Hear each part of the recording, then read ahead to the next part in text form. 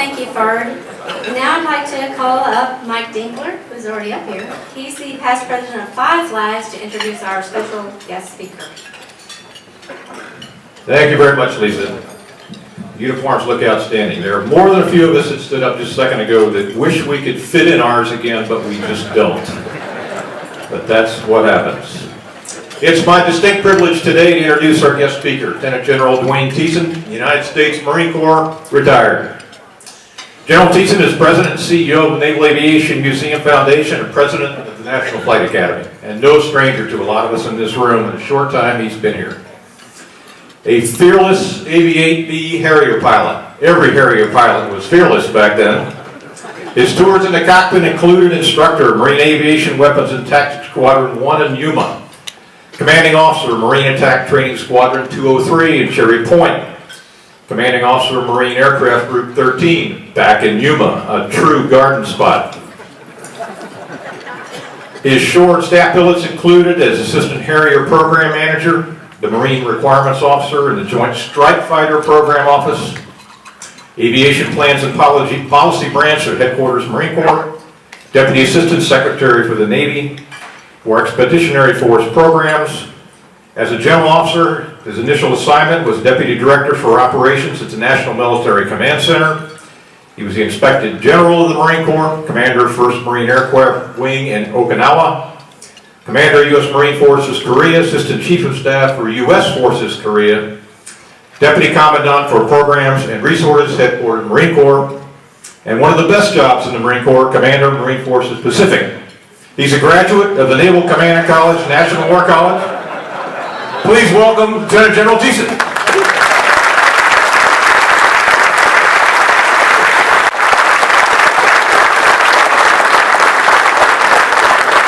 Thank you. Please be seated.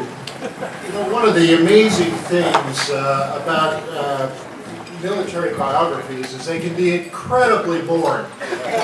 If there was one thing that I would want to stress in my biography that doesn't come out, if there's something I can stress for you now, is that I am a resident of the state of Florida.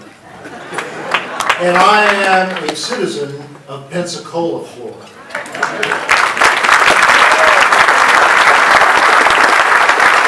You know, we are so lucky, whether you're just stationed here, or you've lived here a long time, or just moved here like me. We are so lucky to be residents of this city, in this state, and enjoy all the privileges that we have in this location. And I assure you, I intend to remain here with you. So it's great to be here. Like other speakers up here, I want to recognize the leadership that's in this room. There are several members of elected bodies that are here. We have Congressman Miller, who has joined us here, and it's a great privilege to have him here with us in such a busy schedule as he has to live through. We have city officials here. We have county officials. We have community leadership here. We have the Rotary leadership here.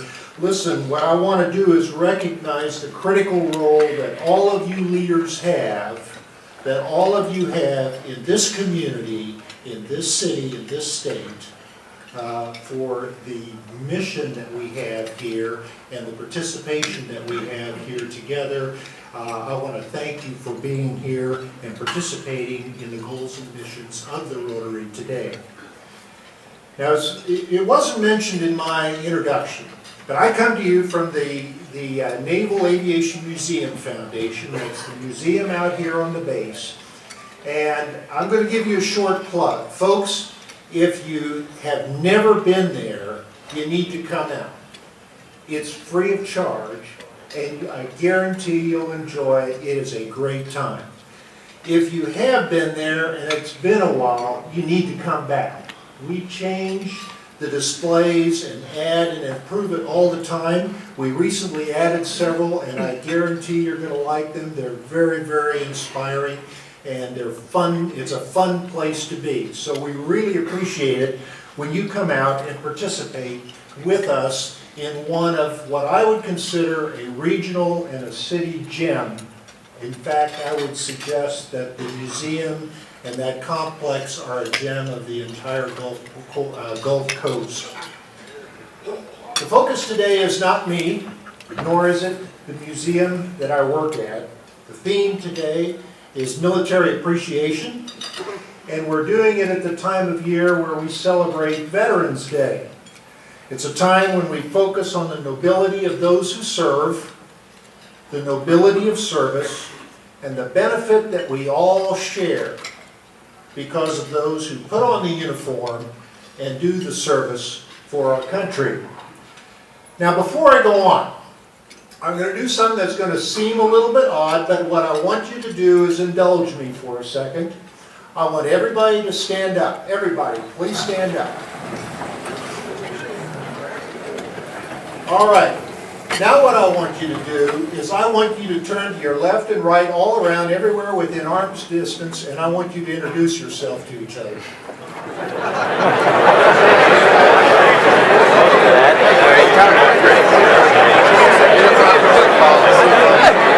time I turn around, you show up. I know. Hey, I'd rather be followed by you than any other. Not complaining.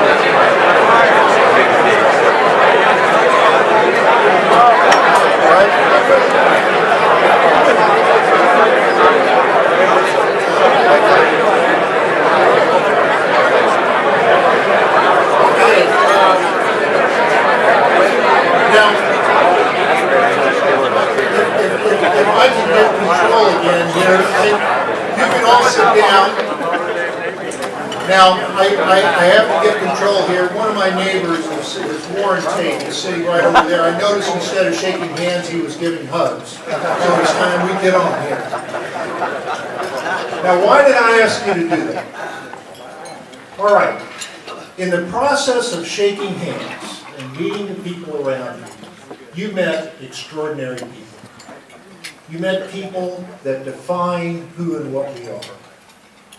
In the course of shaking hands, some of you shook hands with veterans from World War II, veterans from the Korean War, and veterans from the Vietnam conflict.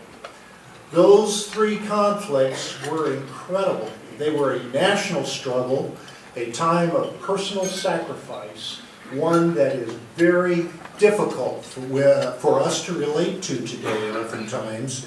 So I would ask, if you are a veteran of World War II, Korea, or Vietnam era, please stand up.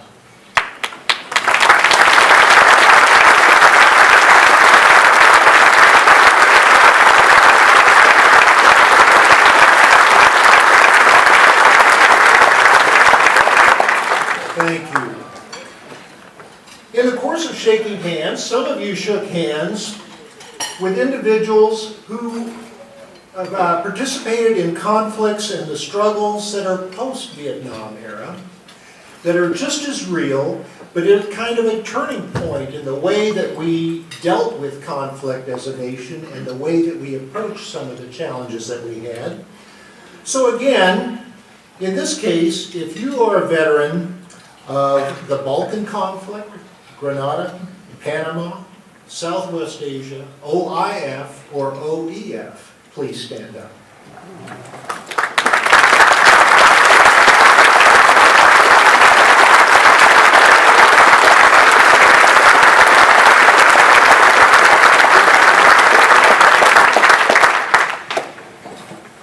Many of you shook hands with active duty members. They've already stood and were recognized, but we have members from all of the services here. We have members from the Coast Guard over here and elsewhere, members from the Air Force, members from the Army here in a couple of locations, from the Marine Corps and various naval organizations that are here. All of the services are represented here today, and many of you shook hands with them in the course of this meal and of course of this speech. Now, what you all already know is that service to our nation is more than just putting on a uniform. It is a statement of personal commitment. It is an individual commitment. And I want to personalize some of those commitments by giving you examples of people who are out there. They are examples. They're not the issue today. They're examples of the quality of people that we have out there. I can't possibly recognize everyone. I'm not even going to be able to recognize members in each service because I wasn't provided. But I was introduced to several people that I want you to look at and say, okay, this is what we have with us today. This is what we have with us in Pensacola. So I'd ask you to hold the applause, and I have these kind of in groups. When you please stand and wait, and then we'll recognize you collectively. Major Eric Zellner, U.S. Air Force instructor, VT3, 100 combat missions in OEF. You have Captain Robert Preston, USMC instructor, VT2. He has 2 deployments in Afghanistan. He's an Osprey pilot. And there's Lieutenant Commander Christopher Kidney here, who has a Defense Meritorious Service Medal for his work in OEF with prisoners and detainees. And I'm sure he could tell you a great number of stories. He was going to be here, but he may not have been able to make it. Thank you for your service.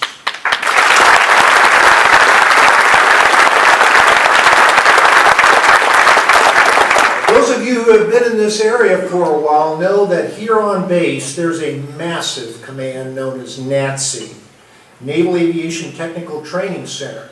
There's over 5,000 young people in that command at any given time, and they graduate more than 15,000 service members every single year.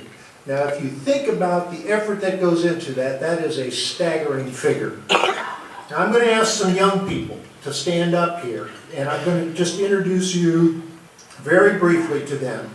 AT-1 Jose Pagaran, AWS-2 Steve Blackwell, ABF-1 Kendrick Bryant, AC-1 Vincent Cook, AWO-1 Walter Umali, and AO-1 Richard Corrigan to stand up. All of these are either Sailor of the Year, Instructor of the Year, Junior Sailor of the Year, or they represent achievement in their department, exceptional achievement in their department over the past year.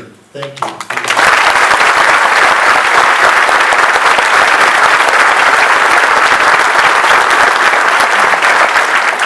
NATSAG, or Marine Aviation Training Squadron 21, is here. They've got a couple of guys that I want you to meet. One is a Sergeant Roy Page. He was with the color sergeant. He's a color sergeant. Over here we have Corporal Joshua Drummond and Corporal, I'm going to try to get this right, Kapenga Kakenza. Kapenga is from France.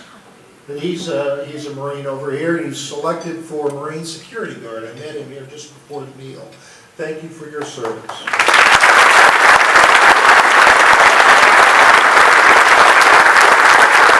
Now again, they're not to eliminate anybody or avoid anybody. We have the Coast Guard over here. We have the Army 7th Special Forces Group over here. A fantastic bunch of people. One of the young guys I met here, he's not with the 7th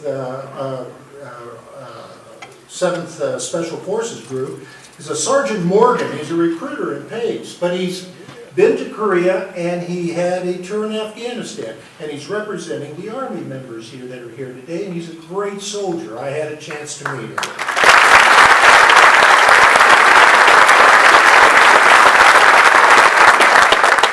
Now, there are some other people who don't normally stand up in meetings like this, but they're just as real as any person who puts on the service uniform. There are those who may or may not have worn the uniform, but they work with the services every single day. And in a military town like Pensacola, you have civilian structure that support the military. They go to work on a military base every single day. And I want to recognize you too, because you're very much a part of the life we live every single day. So if you are a civilian military contractor or a civilian military support or the GS, please stand up and be recognized here.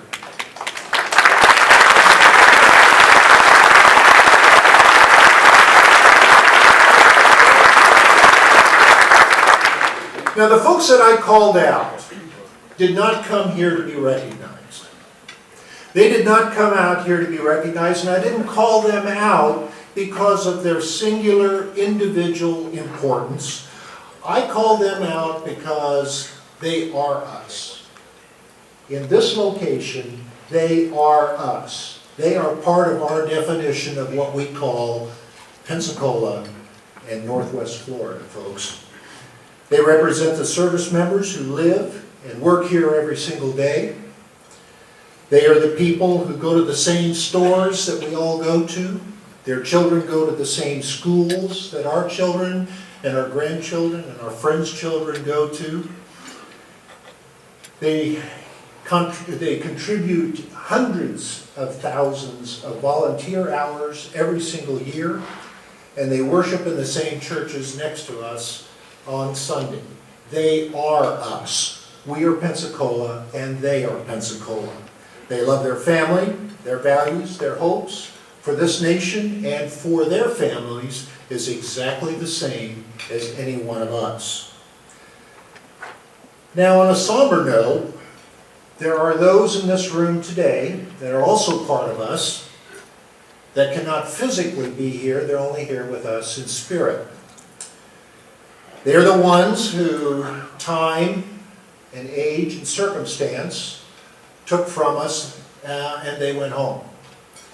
They also include those who went on a mission, put on the uniform, took on the mission, either flew into the skies, sailed to the horizon, or walked out the post gate and never returned.